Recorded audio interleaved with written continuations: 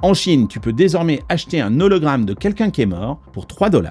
Il y a des vidéos de ces petits objets en verre qui tournent partout sur les réseaux. À l'intérieur, un proche disparu recréé en hologramme qui parle et qui répond. Bien sûr, les critiques fusent. On parle de Black Mirror, de dérives dystopiques, du déclin de notre humanité. Sauf que si tu creuses un peu, c'est beaucoup plus profond que ça en a l'air. D'abord, en Chine, la relation avec les morts, c'est pas anecdotique. Dans les maisons, c'est normal d'afficher le portrait d'un proche disparu pendant des années après sa mort. Lui parler, c'est culturel. Ensuite, la politique de l'enfant unique a créé des millions de parents qui se retrouvent seuls quand leur enfant meurt. Et c'est pour ça que ces clones marchent autant. C'est pas un gadget creepy, c'est une réponse. Une mère a cloné son fils mort à 22 ans pour pouvoir continuer à lui parler. Une femme texte son mari décédé tous les soirs. Et certaines familles vont jusqu'à utiliser des deepfakes pour cacher la mort d'un proche à une grand-mère malade. Elles font des appels vidéo où un employé porte le visage du défunt. C'est pas de la science-fiction, c'est en train de se passer maintenant. Et le marché est gigantesque. Parce que le vrai sujet, c'est pas la mort, c'est la solitude. Elle explose en Chine,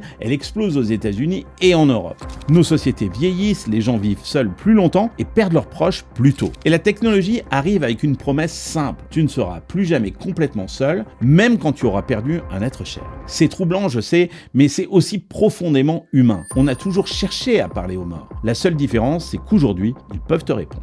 Mon nom est Carlos Diaz, dans Silicon Carnet, je décrypte chaque semaine ce qui se passe vraiment dans la Silicon Valley depuis la Silicon Valley. Alors si tu veux comprendre avant les autres, abonne-toi.